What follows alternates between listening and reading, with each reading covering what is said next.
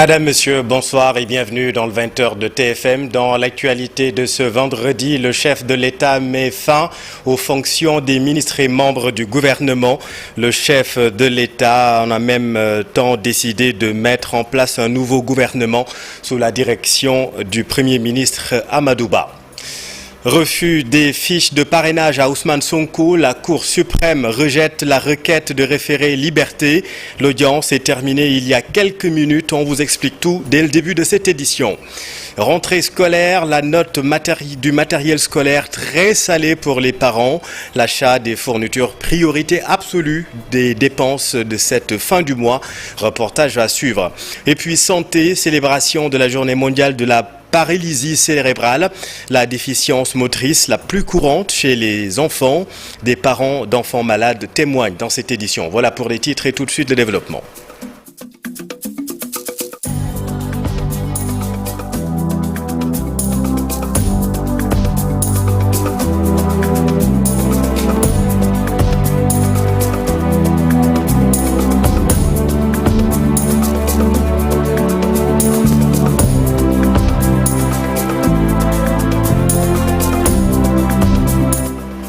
Bonsoir à tous. Nous l'apprenons en même temps que vous. Au moment où nous vous parlons, il n'y a plus de gouvernement au Sénégal. Le chef de l'État, Macky Sall, a mis fin aux fonctions des ministres et membres du gouvernement. Le président de la République a en même temps décidé de mettre en place un nouveau gouvernement sous la direction du Premier ministre Amadou Ba. La composition du nouveau gouvernement sera bientôt publiée. L'actualité, c'est aussi le parrainage, c'est non pour Ousmane Sonko. La Cour suprême a rejeté la requête de référé liberté. Les avocats de l'opposant avaient introduit, vous le savez, un recours contre le refus de donner à Ousmane Sonko ses fiches de parrainage. La chambre administrative de la Cour suprême vient donc de trancher. L'audience a démarré vers 15 heures. C'est terminé il y a quelques minutes. Nous y reviendrons avec nos équipes sur place. Nous évoquerons également ce sujet dans Soir d'Info, la suite avec Amadou Ba.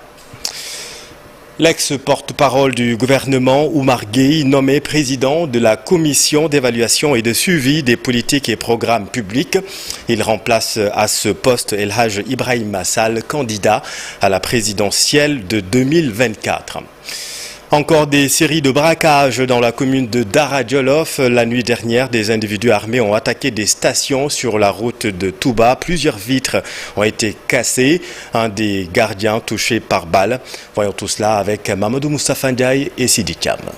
Dans la nuit du jeudi 5 au vendredi, la commune de Dara Djolof a enregistré 2 cambriolages. Des individus armés jusqu'aux dents ont attaqué la station Shell située sur la route de Touba. Les assaillants ont cassé les vitres et ont mis sens dessus-dessous la station. C'est aux environs de 3 heures du matin. Les malfaiteurs ont ensuite attaqué la station Total située à quelques mètres des cimetières situés à Nguer. Ils ont blessé le gardien par balle. Il a même été évacué à l'hôpital Magatte Lô de Linguère. Informés, les éléments de la brigade de gendarmerie de Dara Djolof ont ouvert une enquête sur ces malfaiteurs qui ont tenté vainement d'emporter de l'argent. Actuellement, les séries de braquages des stations hantent le sommeil des populations de Dara Djolof et chacun y va de son propre commentaire. Lutte contre le terrorisme et le banditisme transfrontalier, l'armée se déploie avec force dans les zones les plus enclavées de la région de Matam. Le commandement de la zone militaire numéro 2 a déroulé une campagne de nomadisation des unités aux côtés des hommes du 32e bataillon de Ourossogui, Ali Bandeniang. Des unités externes en renfort aux troupes sur le terrain pour une opération de nomadisation. C'est une initiative du commandement de la zone militaire numéro 2 dans la région de Matam. 3 unités terrestres, maritimes et aériennes pour investir toutes ces zones lacunaires du Ferlo au Dandemayo. Le concept de déconcentration des unités insérées en zone militaire numéro 2, mais aussi en zone militaire numéro 4. Globalement, l'opération consiste à déployer des unités extérieures pour renforcer les formations zonales dans le cadre de la sécurisation des points et des endroits qui sont très difficiles d'accès. C'est une opération interarmée avec des composantes terrestres, des composantes aériennes, mais aussi des composantes maritimes. Maintenant, pour compléter l'action de ces forces terrestres, il y a des unités spéciales qui sont insérées dans la profondeur, avec des zones qui sont vraiment très difficiles d'accès par héliportage, pour mener là-bas aussi des actions de normalisation. Dans un contexte marqué par une menace terroriste, le commandement militaire qui appelle les populations à la vigilance rassure que la situation est tout de même sous contrôle. Notre présence ici nous permet d'affiner le maillage sécuritaire tant préconisé par les autorités. À l'heure où je vous parle, je peux dire avec certitude qu'on maîtrise le volet sécuritaire. Les unités territoriales qui sont actuellement au niveau de la frontière, ils font des patrouilles au quotidien. Ces patrouilles sont complétées par de pareilles actions. Et à chaque fois qu'on entre dans un village, on prend les préoccupations des populations, mais aussi c'est l'occasion aussi de demander aux populations de veiller. À l'image des autres corps de la police et de la gendarmerie nationale, les autorités militaires font de leurs équipes sur le terrain les premiers rideaux de renseignement. Les unités spéciales héliportées ont réussi à prendre leur marque dans toutes ces zones difficiles d'accès. Merci Ali. L'actualité, c'est aussi la rentrée scolaire au Sénégal, rentrée scolaire qui rime avec dépenses pour les parents. L'achat du matériel scolaire, priorité absolue en cette fin du mois d'octobre. La note des fournitures scolaires, souvent très salée pour les parents. Reportage Sorna Astou Dioufsar. En période de rentrée scolaire, la tension ne faiblit pas chez les parents d'élèves. À la librairie 80, ce chef de ménage se désole de la cherté des fournitures scolaires. C'est très cher et on se rend compte que chaque année, de plus en plus, ça devient plus cher. Et surtout quand tu as plusieurs élèves. Et moi, je me pose même des questions. Quand tu vois un élève de CI avoir une liste assez importante. Cette mère de famille préfère quant à elle acheter les fournitures scolaires chez les petits commerçants. Les petites boutiques, c'est moins cher. C'est mieux que les librairies, oui. C'est mieux. Oui, c'est toujours cher, bien sûr que c'est cher. Élève en classe de terminale, Babacar Diouf pense que certains livres qui sont au programme ne sont pas généralement utilisés dans les classes. On manque à gagner. Ça sera intéressant de diminuer une certaine quantité de livres, car la plupart des élèves ne les utilisent pas. Ils les achètent simplement pour... Peut-être ils le font en meuble, on peut dire. Oui, et ça, je me dis qu'il n'y a pas assez d'importance pour ça. Ajouté à cela, les frais d'inscription, le cocktail explosif, les parents du privé et du public se prononcent. Pour les écoles privées, je trouve que chaque année, souvent, ça évolue et que l'État, normalement, devrait réguler tout ça.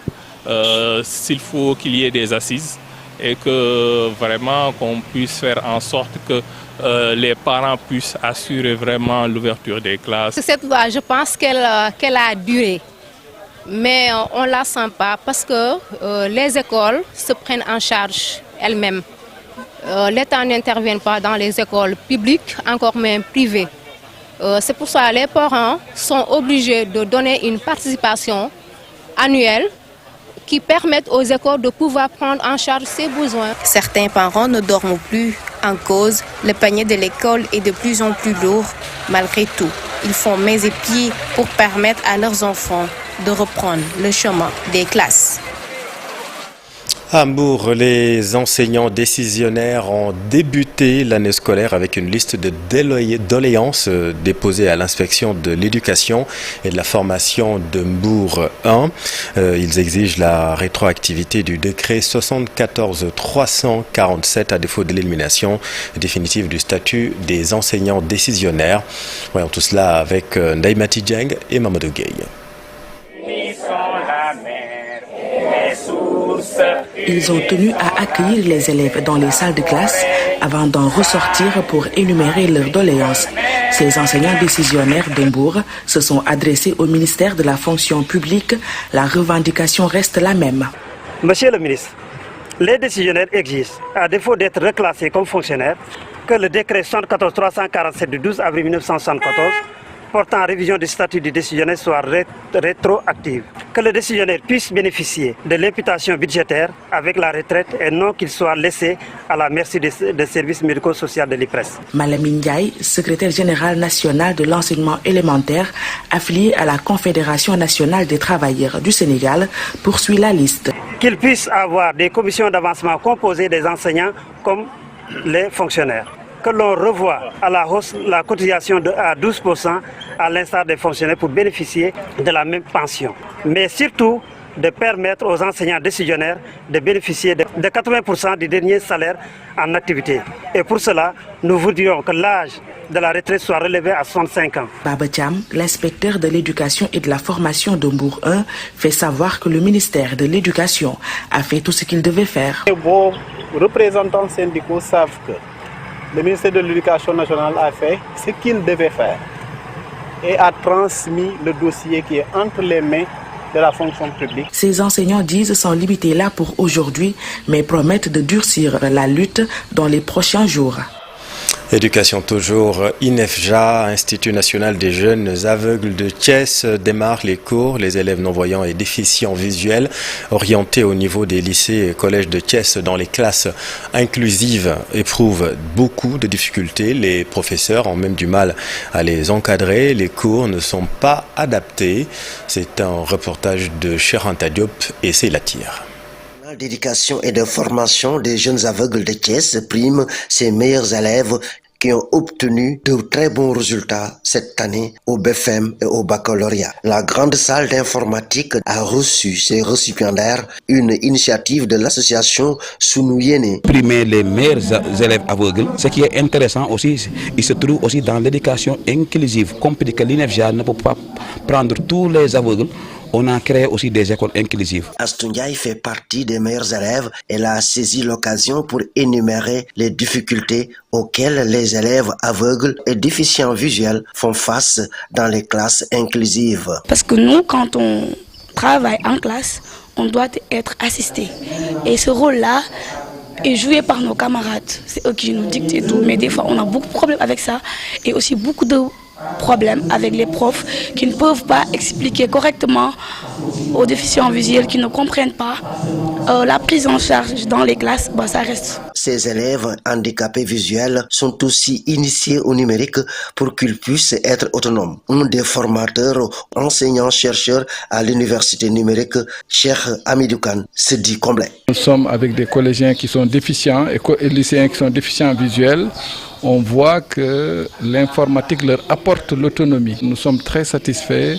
Ces élèves primés sont heureux. Ils promettent de concentrer tous leurs efforts pour réussir. Merci Cheranta. La paralysie cérébrale déficiente motrice la plus courante chez les enfants. Ce handicap est causé par des lésions irréversibles sur le cerveau du fœtus ou du nourrisson. La journée mondiale est célébrée ce 6 octobre par l'association des familles d'enfants atteints de paralysie cérébrale dont Rawan Samb en est le président. Nous l'écoutons. Difficultés, des malformations qui vont créer des problèmes dans la vie de l'enfant. Et malheureusement, c'est des maladies à vie, c'est des maladies chroniques.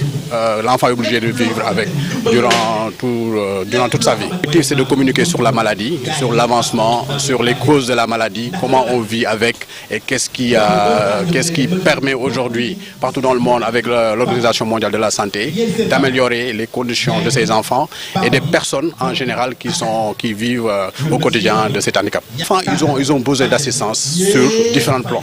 Parce que ce n'est pas seulement une maladie qu'on soigne et qu'on guérit. C'est un projet de société. Comment faire pour intégrer la personne qui vit avec, comment ils doivent vivre dans la famille, comment ils doivent intégrer la vie à l'école, etc. Donc ce qui veut dire que c'est une maladie qu'il faut prendre en charge sur tous ces aspects-là. Ce qu'on a en réalité, en fait, c'est des enfants, des fois on dit que c'est des enfants, ils sont à l'origine d'une malédiction, on parle comment dirais-je, de djinné, de rap, etc. Alors que tel n'est pas le cas. Donc c'est purement médical. Il faut prendre à bras le corps et prendre en charge le plus tôt possible pour avoir des résultats franchement qui peuvent permettre à l'enfant de vivre comme tout autre enfant. La paralysie cérébrale résulte de la destruction de certaines cellules du cerveau en développement et provoque un ensemble de troubles du mouvement ou de la posture, accompagnés aussi de difficultés cognitives ou sensorielles. Le témoignage poignant des parents d'enfants atteints de la maladie, recueilli par Habib Faye. Ils vivent dans des conditions peu enviables. La cause, leurs enfants sont atteints de paralysie cérébrale, un handicap causé par des lésions irréversibles sur le cerveau du fœtus ou du nourrisson. Nous veillons sur son bien-être en lui donnant à manger, en lavant le corps, car l'enfant ne peut pas se prendre en charge seul. Il ne s'assoit pas, ne parle pas, toujours il est en position couchée. Un jour, sa jumelle lui a dit « Babacar, je t'ai beaucoup attendu, mais là je pars à l'école. » Vous imaginez ô combien c'est triste. C'est une souffrance, une maladie comme les autres, une volonté de Dieu aussi que nous acceptons.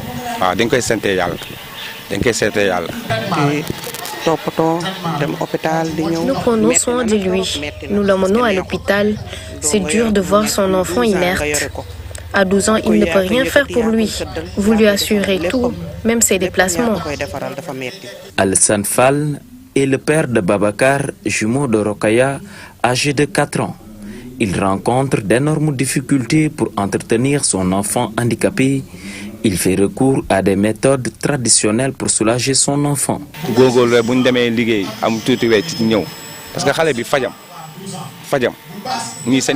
Nous faisons le maximum pour assurer sa prise en charge médicale. Des frais souvent très chers, notamment les séances de kinésithérapie. Elles coûtent entre 5 000 francs et 10 000 francs. S'il fait 10 séances, c'est un peu cher. Des fois, on peut rester 6 mois sans aller au centre pour faire des massages, faute de moyens. Les rendez-vous aussi sont un casse-tête. C'est pourquoi les médecins nous apprennent à faire les massages à domicile. Souvent, j'amène l'enfant à la plage pour lui faire quelques exercices. Face à une société qui ignore cette maladie, Alassane et Fatou Condé sont victimes de la stigmatisation. C'est juste une maladie, comme je l'ai dit. Moi, je suis sénégalais, je fais souvent recours à la médecine traditionnelle. Mais j'ai obtenu de bons résultats avec la médecine moderne. Les enfants qui souffrent de cette maladie ne sont pas des djinns ni des sorciers. Ils ont juste un problème, car atteints de paralysie cérébrale. Il faut que nous, parents, prenions notre courage à deux mains, sinon la société fera d'eux des sorciers. Nous sommes stigmatisés. Parfois, quand nous accompagnons nos enfants, la société nous regarde de mauvais œil, jusqu'à ce que nous paniquons. Nous ne pouvons pas prendre un taxi à chaque déplacement. Nous n'avons pas cet argent. Souvent, les gens se méfient de nous, particulièrement celles qui ont des nouveau-nés. Elles ne nous considèrent même pas. Elles pensent que l'enfant est un djinn.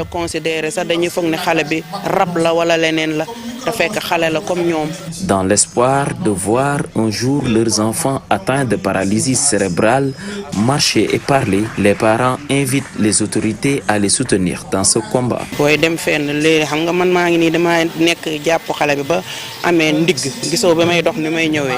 J'ai tenu l'enfant jusqu'à avoir un mal de dos. Vous avez même remarqué comment je boite en marchant. Les frais médicaux sont élevés. C'est dur pour nous, parents à faible revenu. Nous sommes fatigués et nous voulons qu'on nous aide.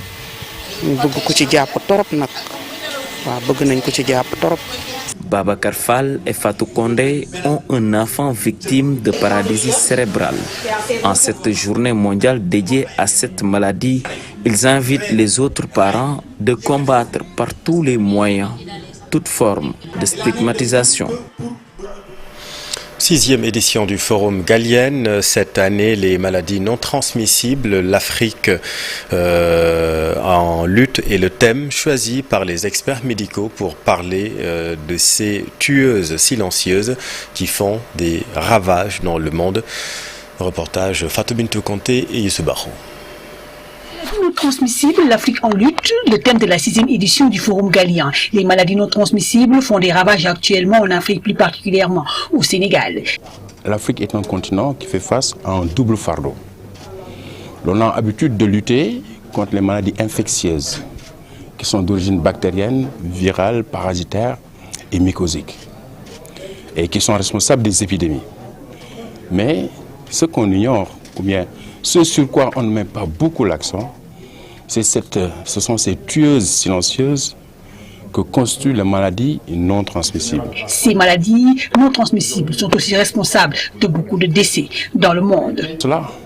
Leur caractéristique principale, c'est qu'en plus d'être responsables de 74% de la charge de morbidité, mais elles sont aussi responsables de décès prématurés et entraînent des conséquences socio-économiques chez les populations atteintes. Dans cette lutte contre ces maladies, le Sénégal, à travers le ministère de la Santé, a mis un programme d'accélération de lutte.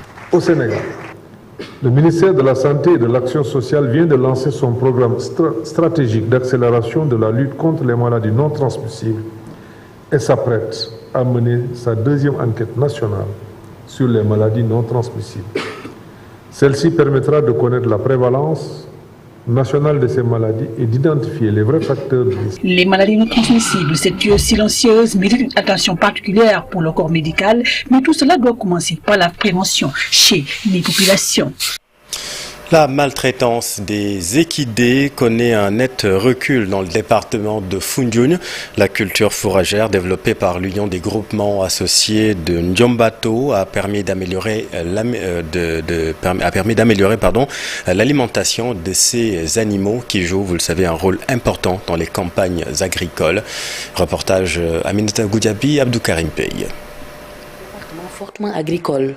Dans presque toutes les familles d'agriculteurs, des équidés, chevaux ou ânes sont présents. Ce sont des acteurs incontournables dans les travaux champêtres. Leur bien-être est donc une priorité. Depuis quelques années, la culture du fourrage s'est beaucoup développée dans le département de Foundiougne grâce à l'union des groupements associés du Ndiombato, UGAN. Oui, en dehors de la formation, nous vulgarisons la culture du fourrage pour que vraiment augmenter la capacité de résilience des propriétaires d'abord, mais aussi l'alimentation, améliorer l'alimentation du bétail. Nous avons aussi une AGR consacrée à l'aliment des équidés, qui est spécifique aux équidés et que nous vendons à un prix subventionné pour les propriétaires d'équidés. Depuis de nombreuses années, l'UGAN mène un combat acharné contre la maltraitance des équidés.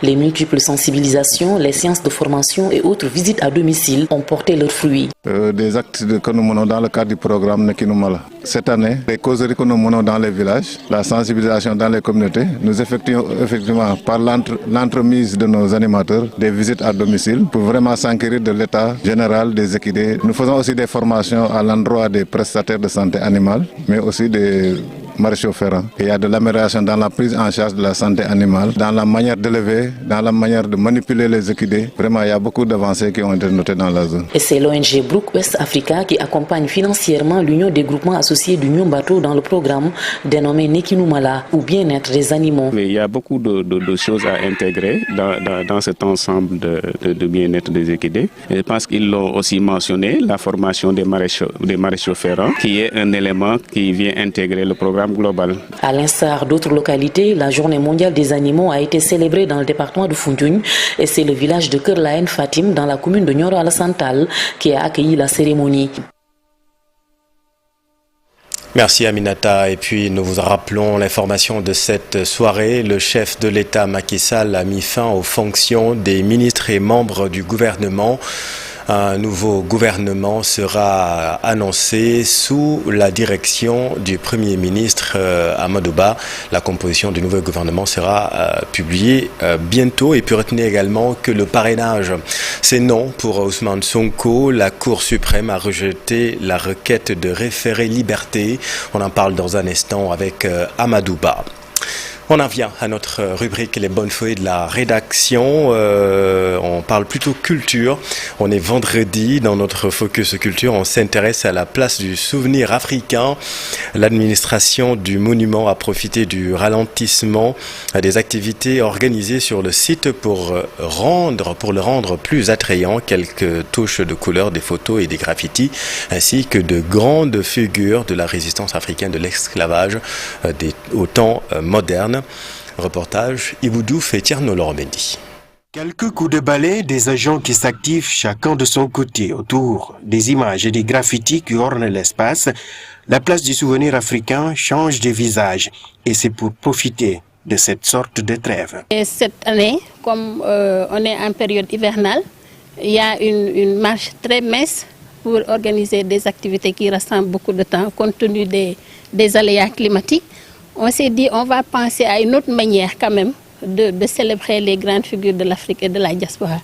On s'est dit aussi jusque-là on n'a pas travaillé avec les artistes plasticiens et ils constituent des vecteurs importants quand même pour rendre hommage, pour rendre visible. Au début c'était juste 2 à 3 fresques qu'on devait faire et décorer les escaliers.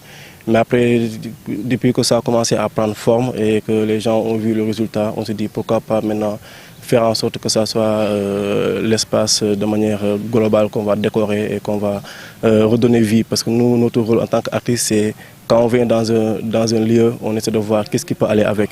Ces fresques artistiques pour transformer cet espace public de la vie des concepteurs, ces graffitis peuvent avoir un véritable impact sur le spectacle. Au-delà des séances de jazz africain, au-delà des e-souvenirs, au-delà des conférences, on va utiliser le graffiti pour rendre hommage aux quelques figures que vous avez vues ici. Donc c'est ce qui est à l'origine. Au début, je l'ai dit qu'on a un challenge. Le challenge qu'on a, c'est qu'on va réaliser une fresque au Sénégal, mais c'est une fresque qu'on va faire en Afrique et dans le monde. Parce que la place, même si elle est au Sénégal, mais ça n'appartient pas au Sénégal, ça appartient à l'Afrique et ça appartient au monde. L'idéal était de réaliser des fresques pour habiller les murs d'un univers poétique qui invite à la rêverie, au voyage, au repos et à l'imaginaire. Les mois à venir, il y a déjà le 15 octobre qui est dédié à Thomas Sankara. Donc on va organiser le Sankara Day avec Grilla, mais aussi avec Urgence panafricaine. Il y a aussi un jazz africain qui s'annonce avec l'ambassade du Congo. La place du souvenir africain, l'un des panthéons dédiés à la résistance, accueille les figures des grands résistants de l'esclavage, de la colonisation et des temps modernes. Il fallait profiter de la trêve pour donner un autre visage à la place du souvenir africain. Merci Ibou. Dans l'actualité sportive, les Lions malentendants ont conclu la Coupe du Monde sur une note positive. Les coéquipiers de Mamadou Ndiaye ont terminé la compétition à la 3e place sur le podium donc en battant l'Égypte ce vendredi de buts à 1. Football, les Lions de la Teranga vont affronter les Lions du Cameroun en France, dans le Nord, à Lens, le 16 octobre. Le sélectionneur Aliou Cissé a publié ce matin une liste de 26 joueurs, dont Mamadou Sané et Noah Fadiga. Mamadou Ndiaye. 26 joueurs convoqués pour la prochaine sortie des Lions face au Cameroun à Lens en amical. Le sélectionneur Aliou Cissé mise toujours sur la continuité de son groupe. On note la première convocation du latéral droit Mamadou Sané, champion d'Afrique, avec les U20 et du Chan. Le retour de Noah Fadiga en sélection et Nampalis Mendy, tout comme Fodebalo Touré. Aujourd'hui, il y a quand même 4, 5, 6 joueurs qui sont encore là. Ces joueurs-là, j'ai envie de dire que c'est la base de cette équipe nationale, c'est la colonne vertébrale de cette équipe nationale qui est là. Ce sont les cadres qui sont encore là.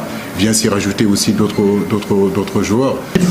Mamadou Sané, où beaucoup d'entre vous disaient qu'on pouvait le voir sur un match amical. On a privilégié ce garçon-là qui joue quand même l'Europa League, qui est titulaire dans son équipe. Et on va voir qu'est-ce que ça vaut. Concernant Noah, c'est un garçon, comme vous le dites, malheureusement, on connaît son passé avec Brest. Mais heureusement pour lui, il a pu reprendre avec Genk. Depuis quelques temps, il joue. Il enchaîne aussi les matchs, même si c'est pas tout le temps, mais il est compétitif. S'il est compétitif, c'est qu'on l'a donné l'aval de pouvoir jouer. Un match prévu le 16 octobre à Lens, à quelques jours du tirage au sort de la CAN Côte d'Ivoire 2024. Le coach attend un groupe du Sénégal relevé pour la prochaine compétition. Nous préparons ces matchs-là pour pouvoir les gagner. En tout cas, on a espoir qu'on le gagnera et surtout que dans la philosophie que nous sommes, nous continuons à appuyer par rapport au match qu'on a joué contre l'Algérie. Mais nous ne sommes pas dans l'idée de se dire si on perd le match. Non, nous sommes dans l'idée de se dire qu'on peut gagner le match, on peut regarder notre philosophie, on peut se préparer pour cette CAN-là parce que la réalité, la seule chose qui est importante, en fait, c'est conserver notre titre. Le regroupement démarre dimanche. Les Lions effectueront leur première séance d'entraînement ce lundi en France, à Lens. Merci Mamadou, c'est la fin de cette édition. Merci infiniment de l'avoir suivi. Soir d'info, la suite dans un instant avec Amadou Ba. Nous allons revenir sur le rejet de la Cour suprême, rejet du recours introduit par les avocats de Ousmane Sonko. À tout de suite.